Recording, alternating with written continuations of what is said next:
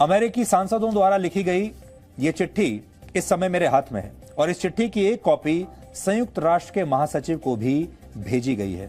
और इस चिट्ठी की जो सबसे खास बात है वो ये है कि इसमें 6 सवाल WHO के डायरेक्टर जनरल से पूछे गए हैं। इस चिट्ठी में 6 सवाल हैं। पहला सवाल यह पूछा गया है, WHO ने इस महामारी को लेकर अभी तक क्या किया है।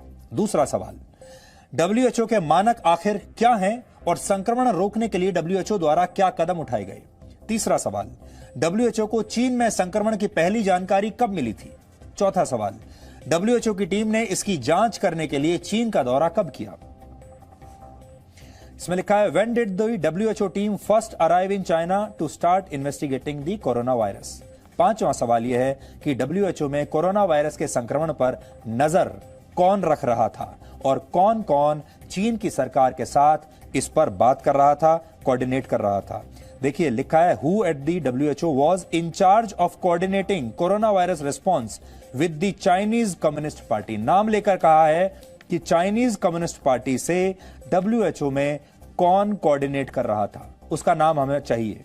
और आखिरी सवाल यह है, क्या WHO के किसी भी सदस्य को उनकी तनख्वाहों के अलावा बाहर से कोई आर्थिक मदद भी मिली थी। यह इशारा है रिश्वत की तरफ, यह इशारा है इस बात की तरफ कि क्या चीन ने WHO को कुछ और अतिरिक्त पैसा देकर उसका मुंह बंद कर दिया। क्या चीन ने WHO को खरीद लिया है, यह इशारा इस तरफ है। और WHO को अभी इन सवालों के जवाब देने हैं, लेकिन WHO का ट्रैक रिकॉर्ड देखकर यह लगता नहीं कि वो इस मामले पर जल्द ही अपना पक्ष रखेगा। इस चिट्ठी में एक और बात बहुत महत्वपूर्ण है जो मैं आपको यहां से पढ़कर सुनाता हूं। इसमें लिखा है, इन एडिशन, ये 6 सवालों के बाद उसमें लिखा है, we would like to request all records and documents from WHO leadership containing the following information from October 1st, 2019 to March 12, 2020। अक्टूबर से लेकर मार्च 2020 तक आपकी जानकारी उन्होंने मांगी है, सारे रिकॉर्ड्स, सारे डॉक्यूमेंट्स मांगे हैं। और उनमें क्या क्या मांगा है, electronic records, emails, hard drives और text messages related to corona virus. Corona virus को लेकर WHO की जो लीडरशिप है उसने उसके इलेक्ट्रॉनिक रिकॉर्ड्स क्या हैं, ईमेल्स उन्होंने किस किस को भेजे, हार्ड ड्राइव्स में क्या जानकारियां हैं, टेक्स्ट मैसेजेस किससे क्या बातचीत हुई, ये सब इन्हें चाहिए। फिर लिखा है, any printed documents related to the corona virus, इससे संबंधित कोई भी प्रिंटेड डॉक्यूमेंट्स जो हैं वो भी इस कमेटी ने मांगे हैं। और इस कमेटी में उन सारे सेनेटर्स के हस्ताक्षर हैं जिन्होंने ये चिट्ठी लिखी है, जो इस समय मेरे हाथ में आप देख सकते हैं। इन सब सेनेटर्स के यहां पर हस्ताक्षर इसमें है। और ये चिट्ठी है यूनाइटेड स्टेट्स सेनेट वॉशिंगटन, 14 अप्रैल 2020 को ये चिट्ठी लिखी गई है। और ये director general World Health Organization के नाम लिखी गई है, उनकी जिनेवा ऑफिस स्विट्जरलैंड का इस पे पता दिया है और सीधे उन्हीं को लिखा है, डियर डॉक्टर टेड्रोस। और फिर लिखा है कि हम आपसे ये सारे सवाल पूछना चाहते हैं। ये बहुत बड़ी बात है और WHO के लिए बहुत ही अपमानजनक स्थिति है। ये WHO की उपस्थिति 147 देशों में है। इसकी स्थापना 7 दशक पहले हुई थी और इसका मकसद दुनिया से महामारियों को हमेशा के लिए खत्म करना था। WHO को इस उद्देश्य में एक हद तक कामयाबी भी मिली है, लेकिन कोरोना वायरस को लेकर बरती गई लापरवाही अब उसकी सबसे बड़ी असफलता बन गई है। इसलिए आज हम 5 सवालों के जरिए WHO की इस असफलता को आपको समझाने की कोशिश करेंगे। पहला सवाल ये कि प्रमाण मिलने के बाद भी वायरस इंसानों से इंसानों में फैल रहा है, इसका प्रमाण मिलने के बाद भी WHO ने इसे गंभीरता से क्यों नहीं लिया। चीन में संक्रमण की शुरुआत में ही एक प्रतिष्ठित मेडिकल जर्नल में यह दावा किया गया था कि यह संक्रमण इंसानों से इंसानों में फैल रहा है। स्टडी में यह भी पाया गया था कि वुहान में संक्रमण का शिकार हुए शुरुआती 44 लोगों में से 14 लोग कभी भी किसी जमाने में वुहान सी फूड मार्केट कभी भी नहीं गए, यानी 32% लोगों को यह संक्रमण किसी दूसरे इंसान से हुआ है, इस फूड मार्केट से नहीं हुआ।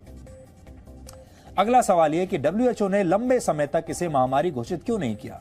फरवरी के अंत तक लगभग हर महाद्वीप में संक्रमण फैल चुका था, लेकिन WHO ने संक्रमण की शुरुआत के 57 दिनों के बाद यानी 11 मार्च को इसे महामारी घोषित किया। तब तक बहुत देर हो गई।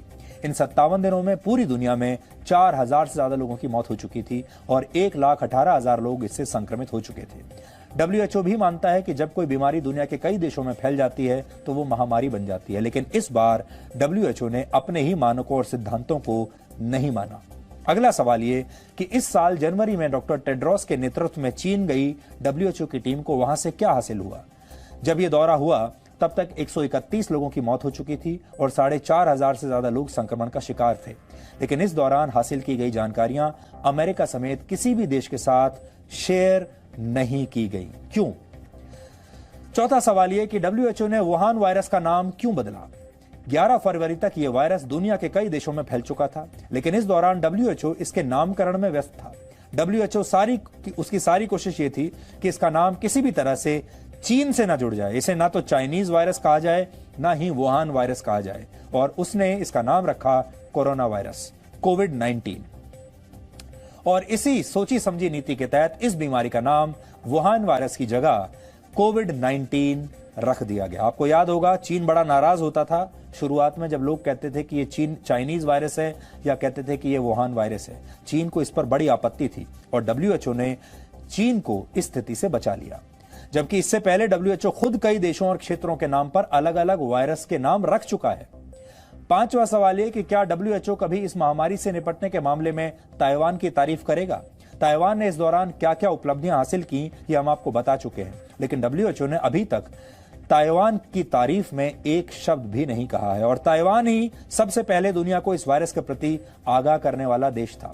ताइवान ने दिसंबर 2019 में ही WHO को वुहान में संक्रमण के 7 मामलों की जानकारी दी थी, लेकिन WHO ने इस पर ध्यान नहीं दिया और वो अब भी चीन के दबाव में ताइवान के साथ भेदभाव कर रहा है।